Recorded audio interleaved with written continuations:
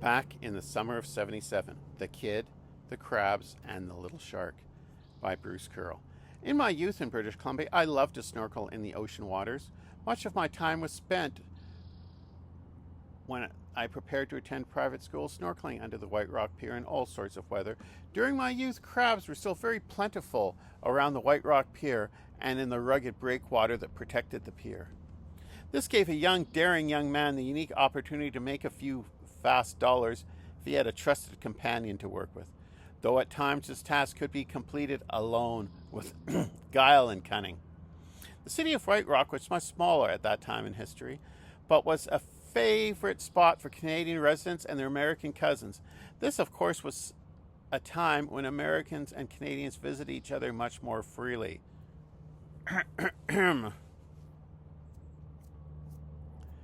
Many people would go down to the pier to look at the waves, the fish, and of course the delicious looking crabs that could be sometimes observed wandering around the pillars of the pier. The entrepreneur spirit was originally ignited by a stout, balding American gentleman who tapped me on the shoulder one day as I walked down the pier with my mask, snorkel, and flippers in hand. "Kid, wants to make a crisp US dollar?" he said to me as he looked into his wallet. A few moments later, I was swimming under the pier looking for a nice, large Pacific Ocean crab. Within a few minutes, I was wrestling with the beautiful large crab, but the lure of Yankee money helped me win the battle. I came to the surface with the crab. The American gentleman had something special for dinner. I had my fee, and the poor crab was doomed. The following summer day, I returned to the pier and struck up a conversation with another young gentleman. He had a large net on a pole, but could not swim underwater the way I could. We came up with a plan and agreement on how we should share the funds. John would wander the pier finding interested people who wanted a delicious crab dinner. I would do the snorkeling and use his net to capture the beasts. I would hand him the net as I came to the surface, and he would take the money. Back in those days, the White Rock Pier had a smaller dock off the pier that pleasure boats and fishermen would often tie up to for short periods. People would often fish off the pier and sometimes toss rocks and bottles off the pier. With time, I would learn how to avoid these hassles and try to use them to my advantage. A prime example of this was when a fisherman came in and tied up for a while. If he was a sportsman, he would often toss his bait and lunch in the water to avoid bringing them back to shore when he was done for the day. The crabs would move in very quickly, followed about 5 or 10 minutes later by me. This would also sometimes happen with those fishing off the pier who wanted to not bring home half-dead smelly worms or other products to the family once the day was done. My partner in this trade would watch closely and point out potential hot spots for me to snorkel. I often limited my snorkeling time to no more than 15 minutes at a time. My partner would also watch as I was in the water for predators, one being the fisheries officer named Bill, the other being the scavengers of the ocean floor, the mud sharks, also known as the spiny dogfish. Bill had once warned us about the much bigger shark that was spotted on the other side of the breakwater. It was also known as a salmon shark. I would discuss this with my partner, the hazards we faced each day. We had 3 types of predators to watch for. The crabs. When their pinchers grabbed you, they could really hurt. The possibilities of me having a cramp, and John getting mugged for the money. We did not have to worry about our guardians. My mom was at work, and John's grandmother was up in the big hills of White Rock in an apartment. We encountered only one police officer towards the end of his shift, who came with an ice cream pail and accepted a large crab from us, after which we looked at the positives. The big benefit on a good day, as we would each be making about 10 USA dollars a day, plus about 6 or 8 Canadian dollars a day.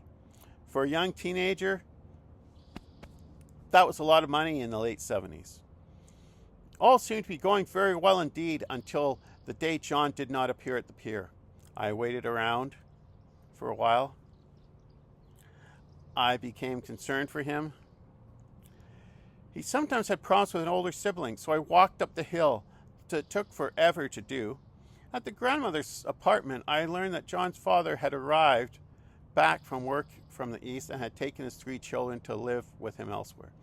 The old lady handed me the net and told me she knew that John would want me to have it. I did not go to the dock for several days. Friday was coming, and this was always the best day to find anxious American types ready to give money for a nice, juicy Pacific crab. Though on my own, I would prove to be a much more difficult task to perform.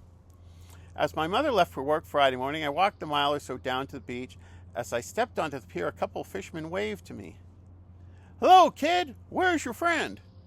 I explained that I was on my own, and one nice old gentleman told me I could leave my gear with him. A few moments later, one Asian gentleman spotted me. Twice in the past, I had gotten him nice crabs, and he pointed out where the schools of fish were hanging under the pier. A few moments later, I would be back in the water and under the pier, though it seemed somehow different. As the summer days wore on, I purchased myself a little lockbox. I tied it to a post. Once I observed the money being placed in it, I would swim down and get a nice crab for the person. As the days wore on, I became more and more aware of reports of mud sharks in the area. The sports fishermen appearing more and more, dropping delightful treats for the scavengers of the sea. Bill warned me that this salmon shark was also still in the area somewhere, but doubted he would come in near the pier, not at least till after nightfall. As the sunny, warm days of August were upon me, my lust for money for private school clothing items increased. I began to swim under the dock and around the rocky breakwater more and more. I was getting excellent tip money for the much larger crabs. I was encountering close to the breakwater. I also seemed to be developing regular customers and several motherly types who thought I should not be doing this independently. One evening, as I was preparing to leave the dock, something caught my eyes. Suddenly, it wasn't a salmon. It wasn't a rock cod. It was a mud shark moving under the pier. I knew they were around. Usually, though, they seemed only to appear once dusk or just before dawn came. Or so I've been made to believe. I decided to be more cautious from this point onward for the next few days till they moved on, but that did not last for more than a day. An American with a crisp $5 bill wanted a nice crab to send me back to the breakwater late one afternoon. I managed to find a nice big crab with huge pincers. I dove down twice before I was able to get him into the net and swim towards the surface. As I moved towards the surface, I saw the tail fin of a mud shark heading in the opposite direction. I was so pleased that they did not want to meet a boy in the ocean, any more than that boy wanted to meet them. 2 days later, I jumped off the dock as I often did into the water. This time I bumped into something under the water. As I focused my eyes, I realized my mask was touching the snorkel of a mud shark, also known as the spiny dogfish. I pulled my arms upwards in shock as the dogfish spun around, fleeing in the opposite direction. As I surfaced, I heard a panicked voice screaming, "Shark!" I reached my arm up, coughing out water, and a local man grabbed my arm, and 2 others pulled me out of the water. The old fisherman I knew appeared. "Kid, never saw a person jump on a shark before." After this, I decided to retire from my crabbing career, at least for the moment. I would snorkel again, but would watch much more closely. I was leaping much closer to the pier. As for the spiny dogfish, I suspect he stuck to dawn to dusk searches under the pier after that. I would never meet my partner or suit, Bill, or the old fisherman that day after on the pier. Over time, I would forget most of the adventures I had under the White Rock Pier, but would often think of the little shark and wonder how he was doing. Over the years, I would encounter other members of the squalid family of sharks in the Pacific Ocean, but none would be as memorable as the one in the summer of '77. Now, for those of you who might doubt my fishy tale, I'll share with you my experiences that led to the city of White Rock putting up new signs that summer warning of the dangers of jumping off the pier. My mother was also very much of my snorkeling adventures, and as were other residents in the building we lived in. Seems some of them did not like my smell or wet dripping clothes moving down the hallway.